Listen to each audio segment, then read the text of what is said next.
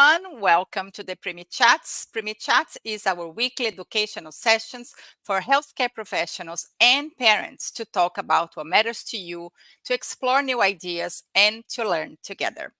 I'm Fabiana Bacchini. I'm a Preemie parent and executive director of the Canadian Premature Babies Foundation, as known as CPBF, and I'm happy to be your host today.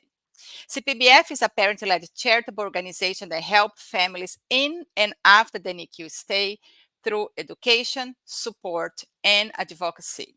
If you have a heart for preemies, whether you're a family or a healthcare professional, please check our website at canadianpreemies.org. There you'll find resources, the latest projects, and most importantly, a community of people who want to see our little babies thrive. If you're watching live today, please bring your voice to this table. Leave comments and questions in the chat, and we'll try to address them during our program. It is through rich conversations like this that we can advance practice and learn together. So please participate and let us know where you're watching from. And today is all about dads. It is our Father's Day special. We'll celebrate the dads in the room, the fathers who sometimes are neglected in the ICU, where most of the attention goes to the babies and mothers. We also honor the dads who lost their babies or their children. How do they feel and how healthcare providers can do better when it comes to engage the ICU dads and how to help grieving dads? Those questions will be answered by two incredible guests that we have here today. And we're going to start live here with Fernandez, who is joining us from Toronto. He's a devoted father of two twin boys. They were born prematurely at just 27 weeks. His boys spent 2.5 months in the neonatal intensive care unit at the Children's Hospital of Eastern Ontario, as known as CHIO, during the challenging times of the COVID pandemic. So we have a lot to talk about right there. Yeah. Throughout their time in the ICU, Fernandez boys faced numerous hurdles related to neonatal respiratory conditions.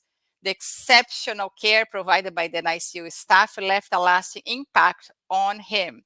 And I recently met Fernandez, who is being volunteering his time and skills as a supply chain and operations strategy professional to undertake a pro bono consulting project here at the Canadian Premature Babies Foundation. And we are so grateful for that. Fernandez, thank you so much for taking the time today to join us and celebrate you as a dad of your preemie boys. Thank you for being here. Yeah, thanks. My pleasure to be here. Yeah, I'm very excited to be here today to share my own preemie dad journey.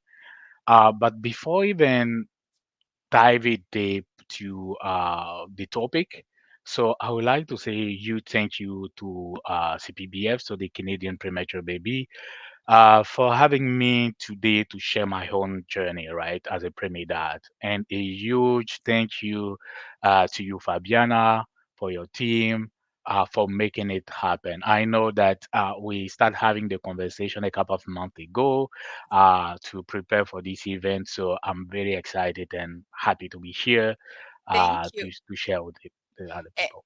Thank you. And for all of you watching us live today, please do send your questions that Fernandez can answer them at the end of his presentation. Fernandez, the floor is yours. You can take over now. Yeah, thanks, Fabiana. Yeah, so as I mentioned today, Uh, I'm very excited to share my own journey, right? Having a preterm baby can be an anxious experience that comes with a number of challenges, not only for the baby, the mom, but also for the dad, right? So, as you know, being born too soon can mean the baby might be, for example, underdeveloped and small, right? And quite sometimes the preterm babies are taken away to the neonatal intensive care unit, NICU, for any medical attention uh, they may need, right? And this separation is very challenging, very hard to manage. It starts first with mothers, right? So mothers of premature babies may experience various emotions, after birth, such as anxiety, grief, and guilt, right? But that sometimes gets overlooked. This is the reality, and this is something that I face, and I'm more than happy to share. But it's important to remember that, preterm birth is difficult for that too, right? So today I'm very excited to share my own journey. So the story itself started with my wife. So my wife, Francesca, we got married in August 2016. As you can see from the screen, it was a beautiful wedding. A lot of friends, family coming around, right? So we spent some time together trying to explore the world, discover new places. But, at the end of September 2019, we discovered that we're going to have babies, right? So initially we thought that it was only one baby, but as you can see from the screen, so surprisingly, we came to know that we were basically attending like twins. So our joy was on the roof, right? So on the first scan, we were given from the hospital that the due date will be around June 28th, so end of June for the next year. So the story starts here. Good news, you will be parents, not only one, but two childs, which is good. Um, the hospital, they provide you also the due date, which is great. But I think the story start there, but 4 weeks later into the pregnancy, we were notified by the hospital that this will be eventually a high risk pregnancy. So, so the panic mode started, right? So many restriction. I remember at that time, so many restriction were imposed to my wife. For example, she has to take rest. She need to be careful in the movement and what she's doing on the daily basis. So as we're going through the pregnancy, so more restriction were put on the table. And only 27 weeks into the pregnancy, Francesca, my wife, started to get some tight pains, which we thought were what they call it the Braxton Hicks contractions. And what is the Braxton Hicks contraction? So it's basically when the womb contracts and relaxes, sometimes they are known as false labor pain. So we thought that it was something like that, right? But given the magnitude of this pain, so we went back to the hospital and, they did the normal check. They confirmed with us that everything was under control, that they would still monitor it and everything. So, yeah, it was going well, even though we knew that this was a high risk pregnancy, right? And at that time, I was able to start also my MBA program. So I have to travel to another city, so London, Ontario, to basically kick off with my MBA program. So it was like a kind of reunion for all MBA candidates. So I was supposed to go and then come back, right? So before leaving even the house, like everything was fine, normal, no issue at all. We checked it, so it was great. So in my plan, I would travel, attend the event, and then come back, right? So I traveled that day, but I think it got complicated when the following day, Francesca again woke up around 4 in the morning, uh, in a lot of pain. So what happened immediately? My mother-in-law was there, right? So they went to the hospital to check with the doctor. So the doctor did an internal exam, and at the hospital they noticed that the membranes were bulging, and Francesca was already, I would say, 3 centimeter dilated, right? It was pretty serious. Uh, so for me, I think the breaking point started, right? I was not there, and this happened very fast. And at this point, things got very, very, very fast, right? My mother-in-law, I had a call with her, and then she shared with me that there was a very high chance of going into labor within the next few hours. For me, it was like a shock and then a surprise, right? How come this happened like suddenly, right? So being away, I knew that I should have been thinking positively, but all I could think was that our journey as parents could come to an end very shortly because a lot of uncertainties, right? We don't know exactly what will happen, right? I got another call from my mother-in-law, and within like minutes, she told me that the babies were born, but the doctors were rushing to take them to the NICU, right? So so at this time, one part of me was happy in the sense that I just become a father, but the other part of me was scared because the babies were lifeless, and I thought they was, to be honest with you, right? It was difficult, right? So this is the first and second shocks, I will call it. The first one started when they said that it was high risk. Second one, the event went so quickly.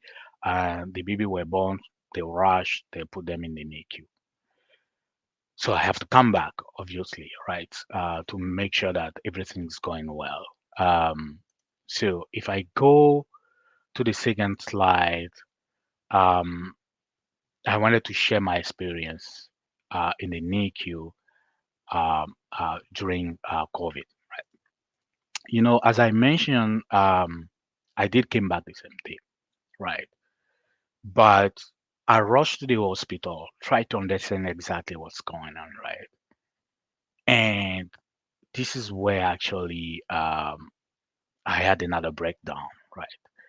Um, I went to the NICU. I was not able to touch them, like you become like a father. So the first thing that you have to do is to hold your baby. But in my case, this was not possible, right? And watching them through, all this setup that they did in the NICU was basically scaring. Yeah, was scaring. And they were less than 1 kg, the first things. Uh, I didn't put actually the right picture in this slide because yeah, I wanted to make sure that it's not like shocking, but I have to admit that when I first looked at them, they didn't look humans, to be honest, right? I didn't feel like I was a father. They were so tiny and red with their eyelids still fused together, right? I could see all of the veins. They were just skin and bones, right? And as I mentioned, they were born like in these conditions. I couldn't even touch them. And for me, it was another breakdown. But I know that my wife at the same time was, shocked and everything. But I have also the same feeling. But I came from a culture where, you know, they used to say that man or men don't cry in public. But, you know, I will tell you and then be honest with you that I reached a point where ti- tears were coming from my eyes, right? It was difficult to even bear with this, with what I was experiencing, right?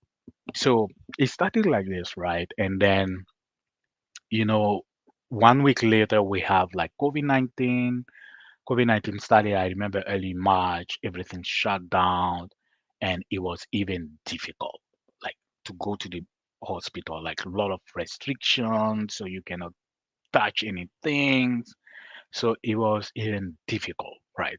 You are that, but actually, there is no there is no sign. You cannot like experience it. You cannot touch anything. It's like you have only your eyes, and then um you can just watch, right? So this was uh the situation that I was facing during this time, right? And it was not easy, right? We reached another point where I couldn't even visit the hospital. Everything shut down. So I think the nurses has to provide like an update over the phone. And this was another shock for me, like another breaking point, right? Um, it was difficult. It was tough during this time. And at the same time, we're getting like updates. Sometimes there will be like, we have to do like a blood transfer because one of them is not feeling well. And I remember, like you can see from the screen, I talk about transferring from level 2 to level 3.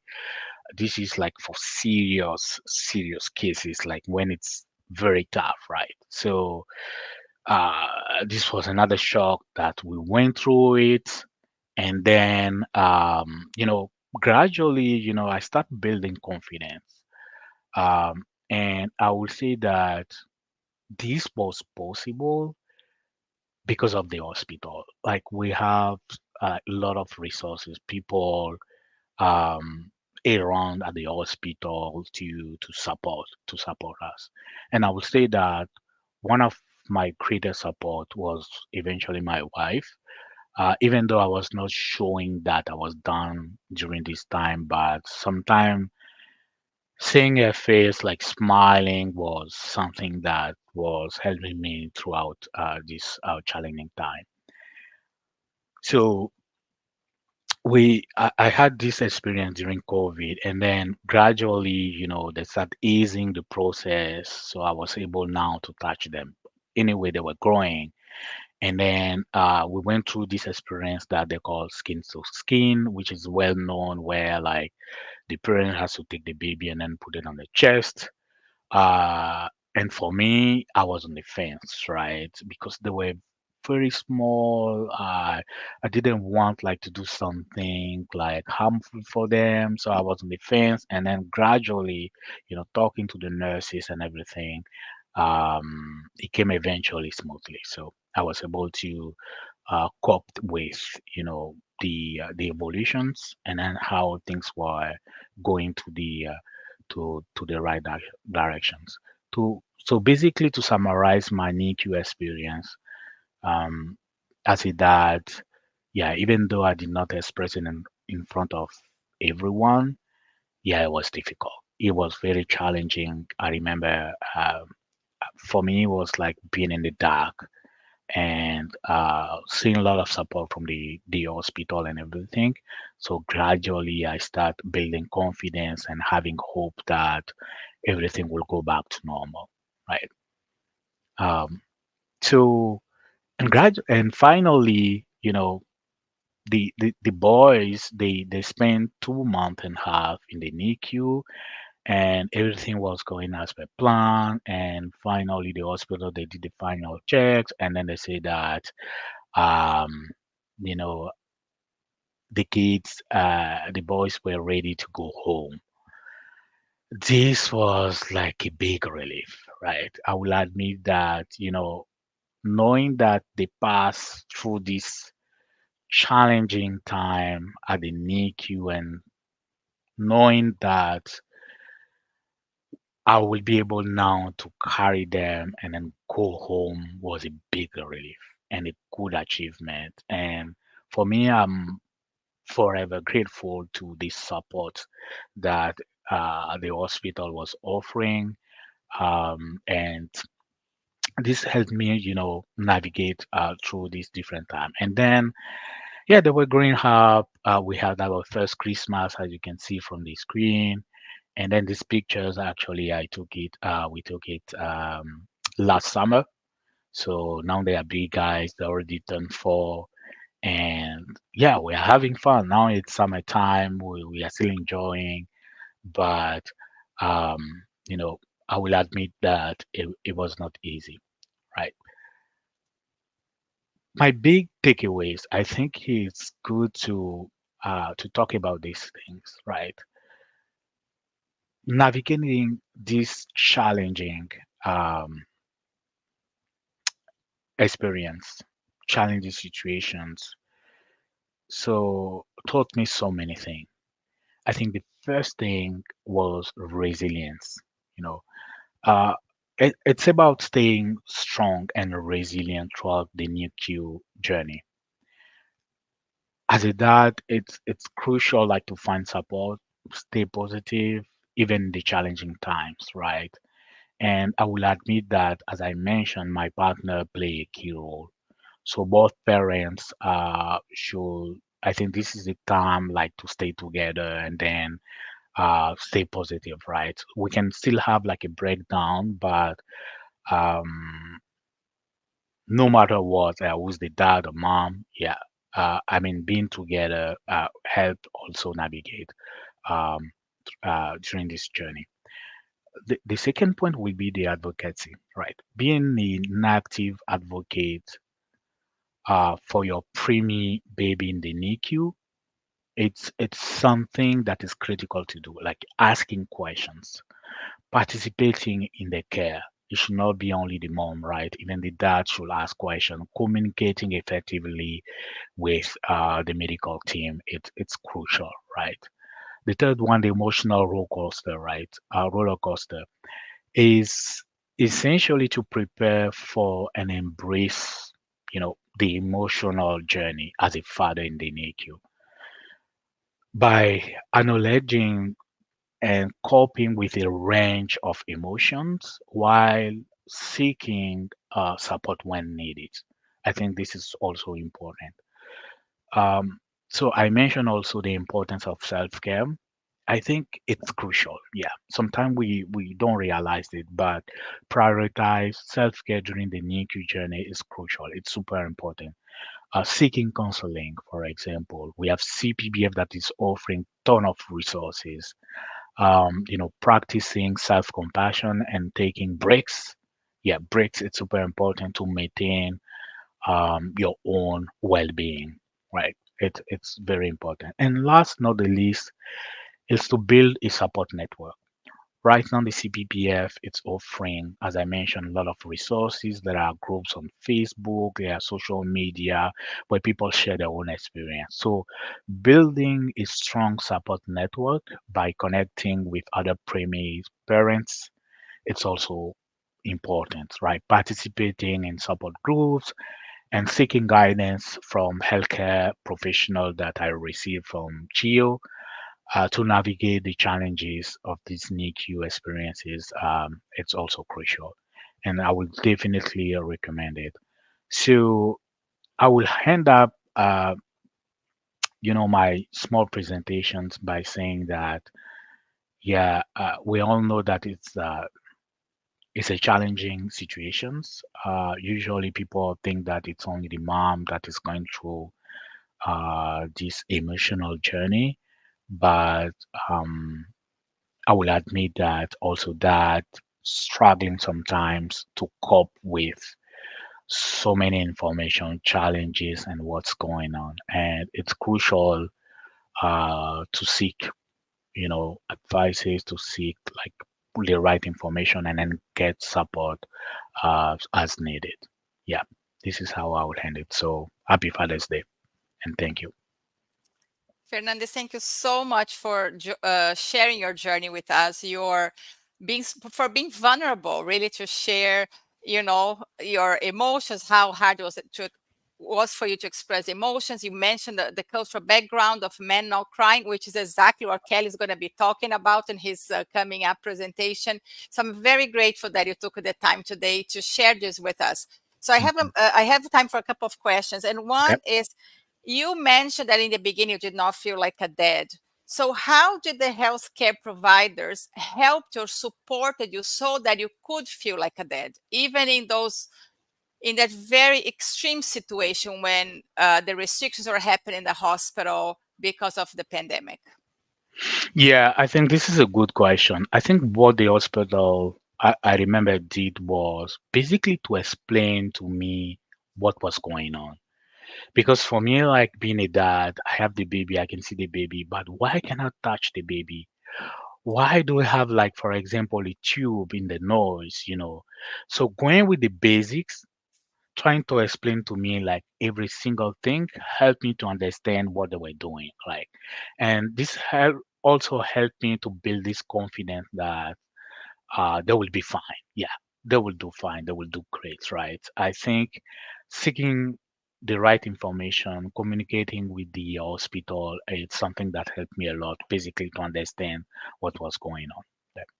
Well, that is so important. We always talk about the power of educating parents Yeah. and provide information on what is happening to the babies to really involve the parents and the care of their baby so we can become best advocates. And that was one of your takeaways, to become the advocates for the babies. Yeah.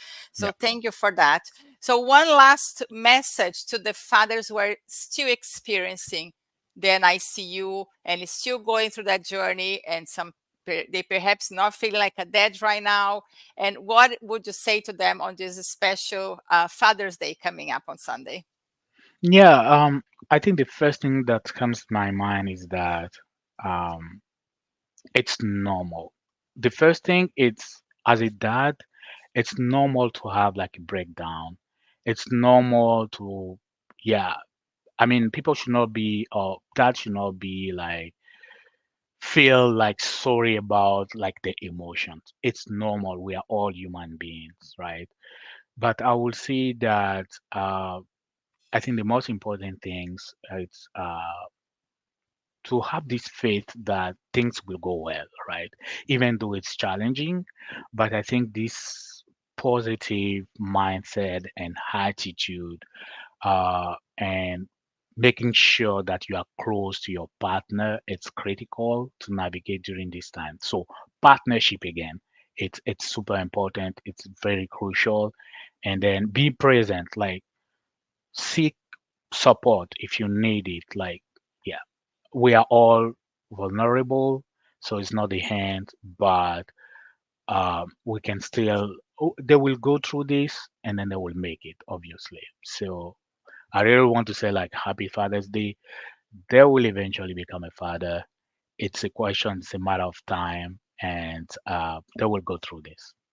Thank you, Fernandez, so much for sharing your story today, and happy Father's Day to you. Yeah, thanks Fabiana, thanks for Thank having me. you. Yeah.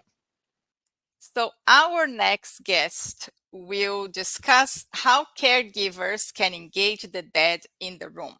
Based off hard lessons learned from his journey and the thousands of conversations he has had with other grieving dads over the last 15 years.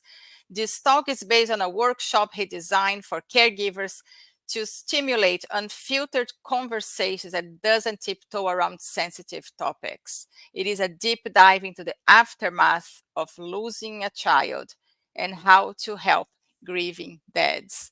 And I have here joining me live on vacation from North Carolina, originally from Chicago, Kelly Farley, who was caught up in the rat race of life when he experienced the loss of two babies over a 18-month period. Navigating the depths of grief, Kelly initially attempted to evade his pain, only to realize that it inevitably catches up with you. Motivated by this realization, Kelly embarked on a transformative journey, one that led him to write two books that we're going to be talking about today, and to craft workshops which have been vital sources for caregivers supporting grieving families. Kelly, thank you so much for being here today, for taking time away from your vacation to shine a light on the journey of dads who didn't bring their babies home. So thank you for that and the amazing work that you've been doing over the last over a decade now. So thank you for that. Of course, I appreciate the opportunity to be here to talk about it. Anytime I get the opportunity to talk about the work I've done, I know how important it is because I wish I would have had this work, these resources when I was going through it, as a way to help me navigate through my grief, which I didn't know how to handle early on. So thank I'm you for being a voice to dads out there that are struggling Yes, and it's with the so loss of very a child. important. And you really want to bring your work to Canada. I think you have a lot of work to do around fathers and how to navigate this and have these open and difficult conversations that is quite uncomfortable for people in our society to talk about grief in general. Yeah. And you and I have this conversation before on how much harder it is for men. But I Hmm. want you to put into context, I want you to share with our audience, how did you end up here? Yeah, it kind of goes back to my first loss. Our first loss was our daughter Katie, and that was in 2004. And my wife and I were just talking about this the other day. We're like, man, it's going to be 20 years. This November will be 20 years since we lost Katie, and so much has changed in my life since then, and our lives since then. Um, my wife and I both went through fertility treatments to become pregnant. We tried to get pregnant for a couple of years, decided to go through fertility treatments. We were fortunate to become pregnant with Katie, and unfortunately, at 20 some weeks, we had a miscarriage with her. And I didn't respond very well to it. I didn't know. Let's just say, being a young man, and the lessons I learned as being a young man and being told big boys don't cry, toughen up.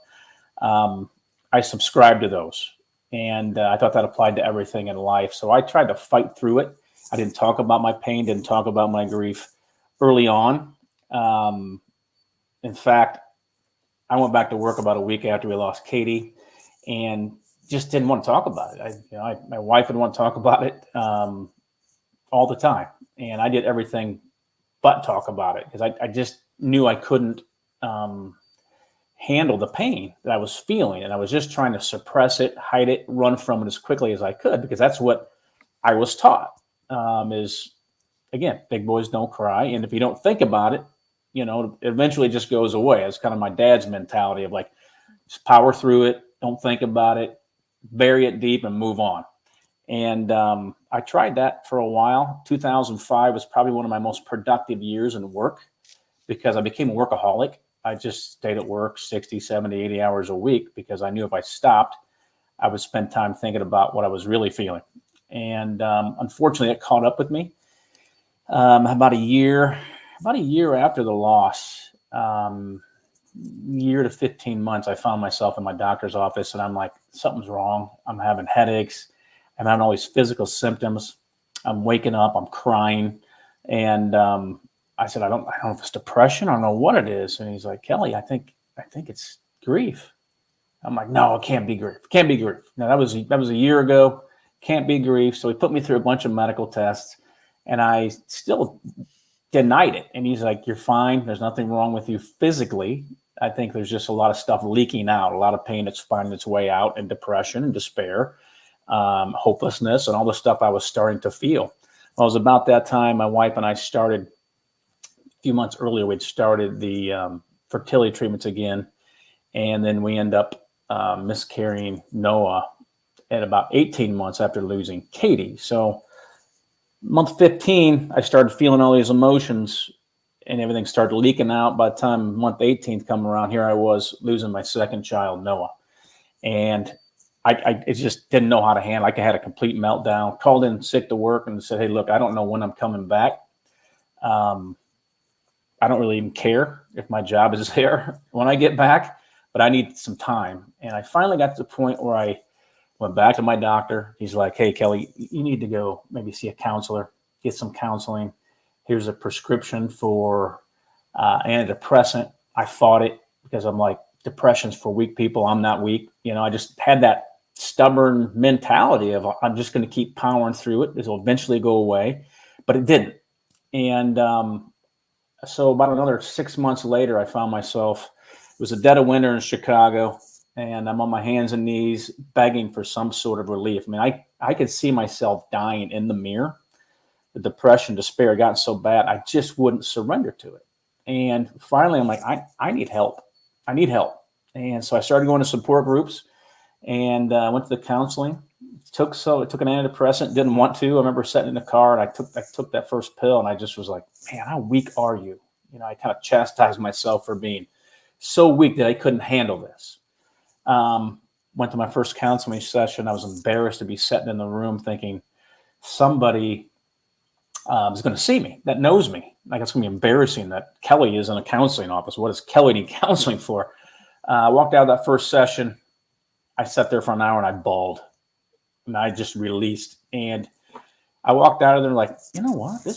I feel lighter, right? This actually might be working. It might work. So I ended up sticking with it. Went 2 or 3 times a week. Started going to support groups at nights anywhere. Like, anybody has a support group, whether it was a church or an organization, I was there talking about grief. But it took me another year or so to realize I'm not the same guy I used to be. And I can't go back to the same guy I used to be. That guy's gone.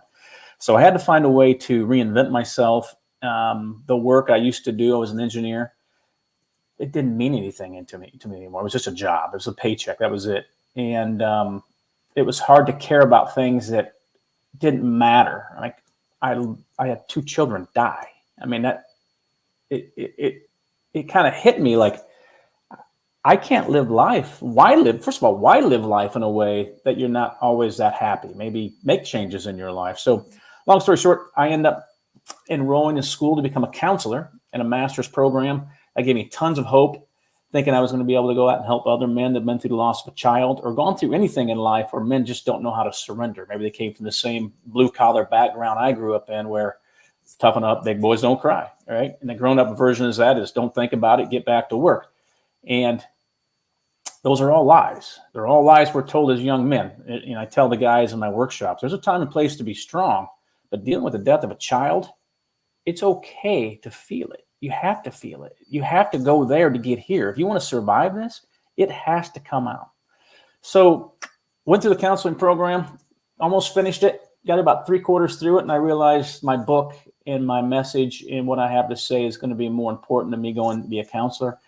So I ended up traveling around North America, interviewed hundreds of grieving dads, all walks of life, all reasons for the loss. And I sat and had conversations with them, and honest conversations, direct conversations. And over lunch, a beer, a cup of coffee, whatever. But we told each other stories. It was therapeutic for me, but I recorded all these messages, came back, created a book, and I found a lot of themes between what I was feeling and a lot of these other men are very similar. And we can get into those. We talk about how moms are treated differently than dads and vice versa. And I know Fernandez touched on that a little bit, but more than happy to talk a little bit about that. Okay, let's talk about your book. This is the first one. That was the first book. Yeah, I published that in 2012. So let's talk about this book. What is in this book, and how did that help you? And he's been helping so many other dads. Yeah, well, first of all, when I went to counseling, what triggered this whole thing was I started looking for support for men. And I'm like, man, there's nothing out there. There's no guys out here talking about this. Back in 2006 and 2007, there was nothing out there as far as support for men. Yeah, we may get a couple pages in a book on child loss, but it was typically around, how to support your wife, your spouse, or your partner, how to support them, right? And I'm like, man, there's got to be more out there. I can't be the only guy out there feeling this. And so that's the reason I created this book. I started my website first. It was a blog, and I just started writing my thoughts. And I don't think I had the intentions of writing a book to begin with. I started hearing from men around the world going, hey, what you're saying is resonating with me. And my writing style is very direct. It's to the point. I don't pull any punches in the content. No subject we talked about is off limits. And I interviewed men that were CEOs of large corporations all the way down to men that were homeless that have lost a child, and everybody in between, and every types of loss, from miscarriage to stillbirth, all the way up to suicide, plane crash, you name it. I've heard it, and I still hear stories from men around the world sending me their email. I've heard from thousands of men, communicated with thousands of men. So I knew I was onto something, and the book has just really taken off and resonated. And when I get emails from guys saying the book saved their life, and I carry it with me all the time, it becomes a resource. It's pretty powerful. And the second book, as you had up there first, that he lost his baby too, that's more what, I guess, that's a softer version, but it's also developed because I heard from a lot of organizations that wanted to include a book and a care package from some hospitals or support organizations that send out care packages to people that lose a child. And because a lot of those care packages don't have anything there for men. And so I took my first book, and because I was hearing from a lot of baby loss organizations, and I'm like, you know what, this is a much more organized group of people, because it's a taboo subject, but it's not a taboo subject amongst people that have been through the loss of a baby or miscarriage or stillbirth. Only for those that really haven't been through it. And so I'm like, it's a very well organized group of individuals, all sorts of organizations throughout the world that focus on baby loss. And I want to make sure I create a resource, because people were buying my first book and including it, but the price point was difficult for some organizations. So I created a smaller, this one's about 75 pages, but it's really good content on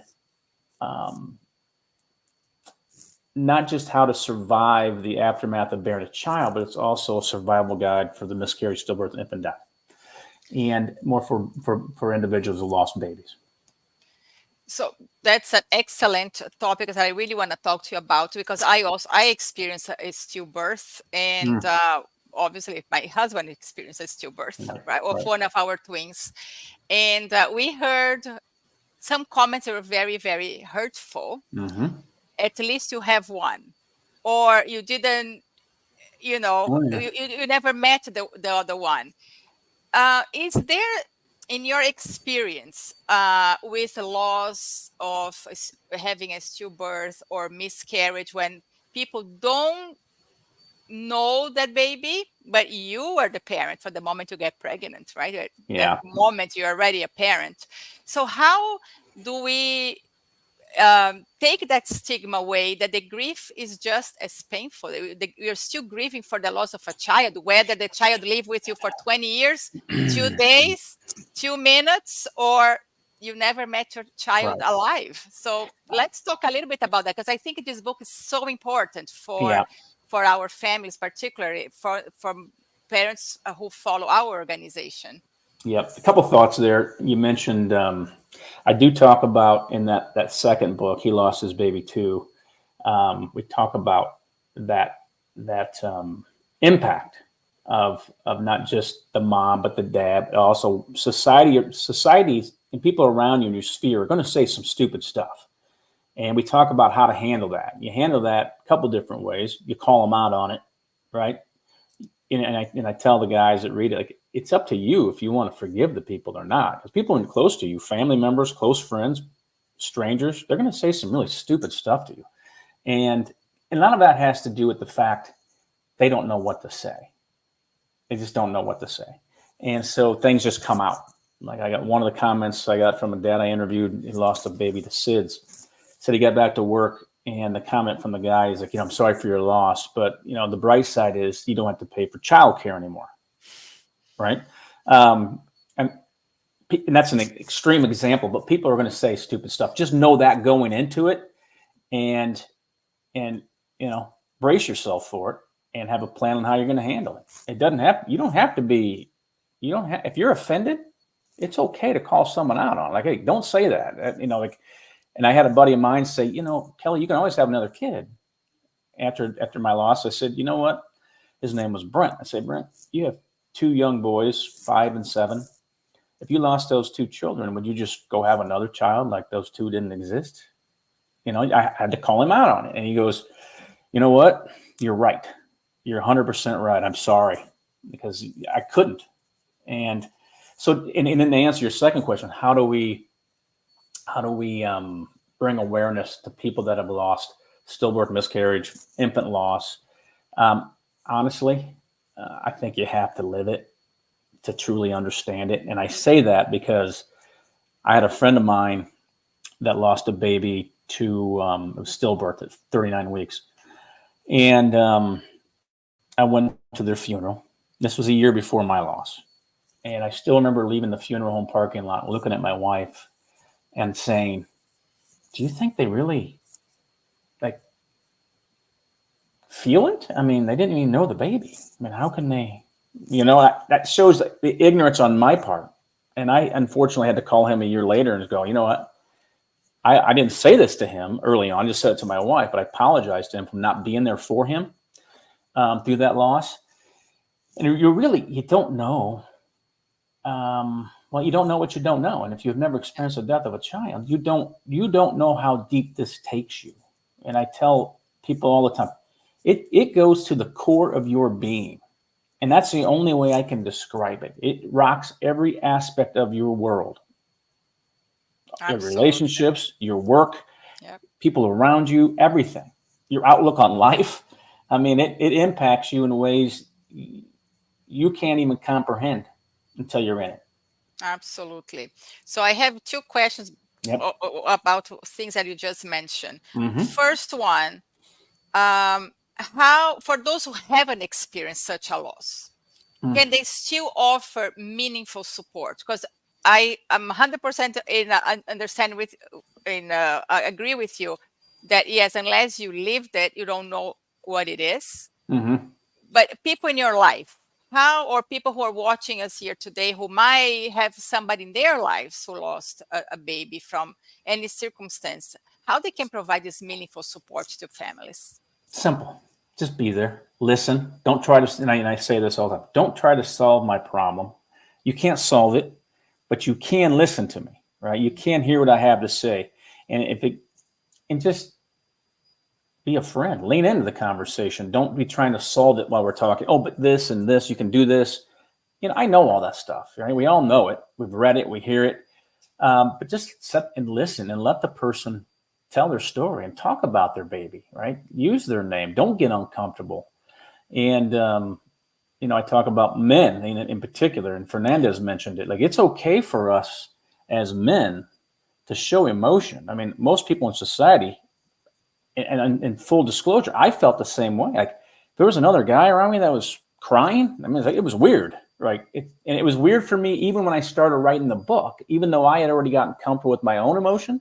It took me a while to be able to just sit with another guy and allow him to cry and tell his story, right? So just, you don't have to tell people it's okay, don't cry. Let them cry. This has to come out. It has to come out in all forms. And there's a saying in my book, you can close the door on grief, but it will peek in through the window. It's going to come out. It's going to show up in your life in some way. And unfortunately, some of the dads I've interviewed over the years, I've lost to suicide. Right. They couldn't handle it, right? Because they couldn't figure out how to surrender. And that is one of the biggest keys to this. If you want to survive the loss of a child, and I say this in my second book, and this is stuff that I've learned since writing the first book, is and I say in the book, it's a secret, but it's not a secret. It's a directive. You must surrender. All that stuff that's in there has to come out. And you may have to go to that story multiple times. I was in the room when we delivered my son Noah, and he was dead. Well, I never used to be able to say that out loud and go there, right? Oh, I can't go there. Because it's going to get too hard. It's too emotional. Guys are like, oh, I won't stop crying. Yeah, you will. You'll stop crying. Some guys will write me and go, I can't cry. Yeah, you can. How about this? Here's a couple tips. Sit down by yourself. Start writing a letter to your child, right? Just by writing, Dear Katie. Oof, boy, that chokes me up. Early on, it was like, would choke me up just for writing her name, Dear Katie. And I'd write her a letter, right? I'd write Noah. It triggers that emotion to come out. And so I guess to answer your question, you can't solve the problem. All you can do is sit and listen and allow them to be authentic in the space in which you guys are both in. This is beautiful. Yes, yes. So, in your opinion, what do you think is the most challenging aspect of grief as a man? Surrender. That's it. I mean, it's surrendering to. Well, there's a couple things. Like, and I get this question, and I talk about this in my workshop. And I talk about it in both books, actually. Society's expectations. There's different rules, and that's changing since I started writing the first book 15 years ago. It's changed.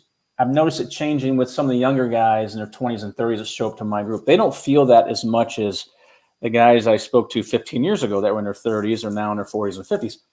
There is a movement. It's slow movement, but there is a movement of men being more acceptable for men to show their emotions, which is great. That's what we want, right? But to have certain men, it's still difficult, depending on your upbringing. What I grew up, I mentioned a very blue collar neighborhood. I wasn't around anybody that showed any sort of like weakness. You know, it was that's what they call it. It's weakness, but I didn't. So I guess to answer that, it's not completely gone from our society. But what's the one thing, another thing I hear a lot from men is, what's the one thing men hear about, but women don't usually? And that's, hey, how's your wife doing? How's your wife doing? Right? No one says, how are you doing? No one probably says, hey, how's your husband doing? So a lot of time they feel alone, forgotten. So that's one of the struggles. Very true. Yep. So how do we break down this stigma about men expressing their emotions, their vulnerability? I think it's pretty simple. And I've learned this just watching, observing. And I speak to a lot of child loss organizations. I speak to a lot of NICU nurses, a lot of perinatal professionals. And the key is we got to catch these guys early on in the room when, I say, just because the dad's standing there and he's not showing emotion doesn't mean he's not screaming on the inside, because he is. He just doesn't know what to do with this because he's never been taught to do it. Society says, don't do it. But sometimes it just leaks out. You can't help it. Like Fernandez was saying, it just came out. You even heard it in his voice. He felt a little embarrassed that he showed emotion and he was trying to justify it, right? I did the same thing. And a lot of people do. I'm sorry. Like, don't apologize. It's okay. And if there's people around you that don't accept that and tell you you need to get over it, find different people around you. And it's okay. I've cut people out of my life. Whatever. Guess what? There's other people that are going to come into your life that are sympathetic, caring, and those are the people you want around you anyway. Absolutely. I agree with you 100%. Right. I want to talk to you about support groups, because I feel you talk about support groups, how that helped you and make you express for the first time everything that was bottled up inside you. We tried really hard here at the foundation to bring dads together to provide support for that. Obviously, we are doing something wrong because we're not reaching those dads. How can we, as a community, provide and create a supportive environment for dads? I think this is a big gap for us, and I think it's a big gap in a lot of places. And we really, as you said, get the guys from the get-go, from the beginning, in the room. Well, you catch them in the room during the loss is just to walk over and put your hand on their shoulder and say, I'm sorry. I know a lot of the care is going toward the mom in the room, but pivot, walk over to the dad that's in the room and just let them know it's okay to feel this, right? I'm sorry for your loss. That alone gives them permission from day one. Just acknowledging that they're in the room. A care package with something in there for the dad is a way to let them know they're also included in this loss. But when you get a care package home and there's nothing in there for the dad, well, he thinks, well, I guess it's not for me. I don't have permission to do this. Wow. So to get them to show up in the workshop, when you figure that out, let me know, because I have a hard time getting men to show up to my workshops. But I will say, I think making it a couple workshop at first to get them comfortable with it and not just letting the dads off the hook. So maybe during the workshop, we're going to just go around the room. We're going to have the dads kind of share how they're doing with everything, right? Just get them comfortable with telling their story. They're going to squirm. I remember the first time I did my presentation, I was down in Little Rock, Arkansas. I flew in for this presentation. First time I've done it, wasn't sure what to expect. It was at the Bereaved Parents of the United States. It's a small child loss, all sorts of ages. But they had me come in and speak. And I still remember, this was probably 12 years ago. And it was before my first book was even published. I remember the wives coming to the door and basically dropping off their husband at the door. Go on in, kind of nudging them to go into this room, right? Because they didn't want to go in there. Because as men, we are not comfortable walking into a room full of other men to be vulnerable. It's not how we're programmed. as young children to be that way. It's just to be vulnerable. And the job of the dad in the house, the stereotypical job is, protector of the family, the pillar of strength for the family, right? They're the leader. They're the ones supposed to be stoic. Right. Well, it's hard to do that when you're struggling. And but that workshop, I'll finish that story up, is once the guys came in, I had 30 guys in the room, and I had their attention, but they didn't just walk in. Most of them didn't walk in voluntarily. They walked in because their wives wanted them to go to this. And when I started off, I told my story. I sent it to the first guy, and I was going to have them go around the room because I wanted them to kind of tell their story a little bit. First guy told the story, told it in about 10 seconds, his name, where he's from, and the loss. 10 seconds, moved on to the next guy because he didn't want to spend any time thinking about it because they need to be vulnerable. By the time I got to the third guy couldn't hold it in anymore. And all of a sudden, he just had an emotional meltdown.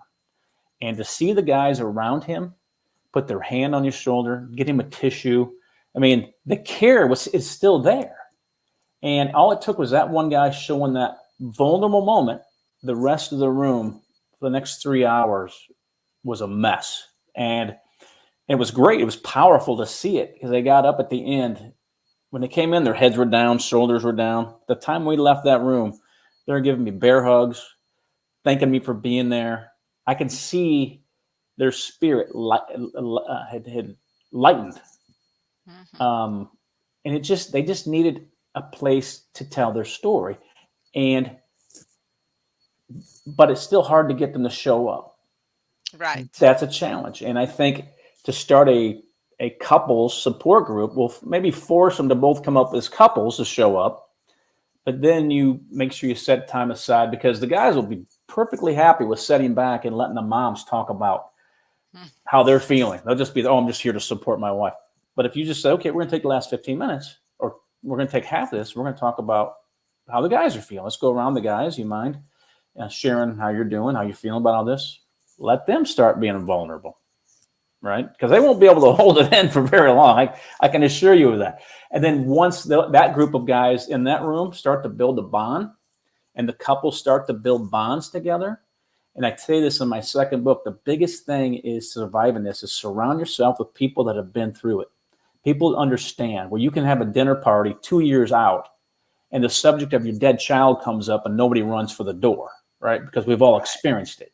It's not like, hey, I'm struggling with the loss of this or that. Hey, let's talk about it. Your dinner party doesn't have to be just about that. It can just be about the stuff you did before your losses, right?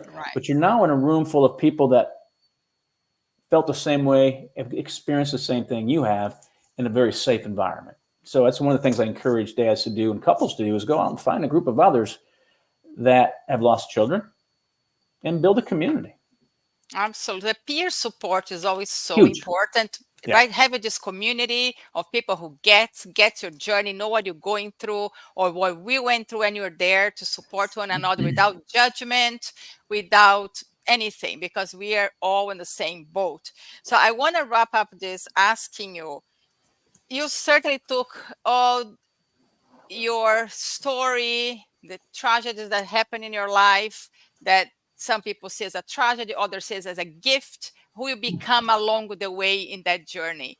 And I always see a lot of people do incredible work like you do after you experience a tragedy event in your life or a massive challenge in your life, and you transform into a gift to give to others.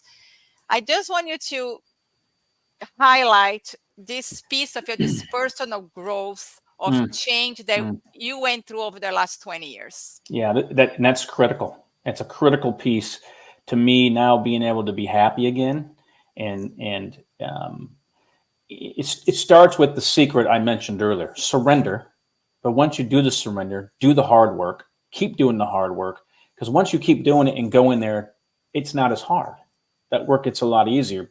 But you also have to realize you're not the same person you were before, and you have to reinvent yourself. Right. And you don't need to tolerate things in your life you tolerated before. Stop it, right? And the next thing, the thing I've seen in my own journey and the thousands of other grieving dads that have survived this, not just survived it, but thrived afterwards. the ones that started organizations, the ones that have written books, go out and speak on the subject is this. You got to find your why. And I know that's kind of cliche. You hear that all the time. Oh, what's your why? You got to find your why. Nah, you do have to find your purpose to get out of bed to survive this. And that purpose is this. Can you get up every day in a way that's going to make your child proud of their dad? Like, what can you do every day that's going to, so your child goes, that's my dad. That's my dad, right? And if you can figure out how to do that, look, I'm not perfect at it, but I try to live my life every day in a way that they're like, I want Katie and Noah to go, that's my dad, right? So whatever that is, whatever that purpose is in each individual's life, find it and run toward it as quickly as you can and keep going, because that's what's going to bring happiness back in your life and cut all the stuff in your life that just is bringing you down. What it could be people, it could be your job, it could be other things, it could be your health. Focus on it. Get yourself healthy. I mean, it's a stop tolerating things in your life just to tolerate them.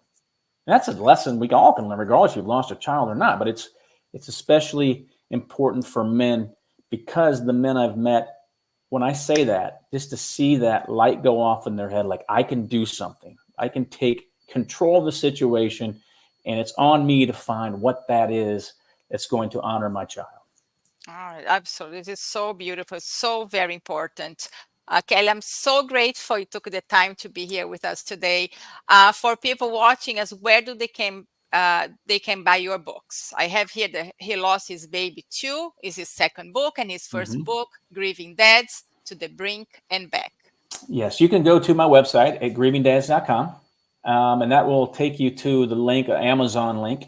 I assume you guys have Amazon in Canada. Yes. Yes, I sell a lot of books in Amazon through Amazon in Canada, so I assume you did. So Amazon is in the books are. If you just search the names, you can buy them at any of your favorite bookstore, online or otherwise. Probably not otherwise, not in brick and mortar stores, but online you can buy them. That's wonderful. This is a self-published book. Amazing. Kelly, thank you so much for being here today, for sharing your journey, and congratulations on the incredible work that you've been doing to support so many other dads and families around the world. You're doing such an important work. Yes, we have a lot of work to do to change the stigma, but I think, as you mentioned, we are seeing a wave of change, and we have to push forward and support. That's the best way we can. So thank you so much for doing this work. Of course. Thank you for having me. I appreciate it. Thank you. And to all of you who joined us today on this episode of Preemie Chats, thank you so much for being here. And a special thank you to our sponsor, AstraZeneca, who makes education sessions like this one possible. And just a reminder, if you missed part of today's session, head over to CanadianPreemies.org. I'm going to share our website here, and where you can find a lot of resources and support options available. And we'll also be reminded that CPBF is a charitable organization and depends on support to continue its important work. Consider how you can support CPBF and its mission to empower families of premature babies in every step of their journey. Together, we can create a brighter future for all preemies and their families. And we'll see you on Tuesday when we have our scientific Preemie Chat, 1 p.m. Eastern Time, talking about the probiotic use in preterm babies. And Friday, we are back with our regular Preemie Chat, 1 p.m. Eastern Time, talking about sleeping. Thank you so much and have a great weekend, everyone.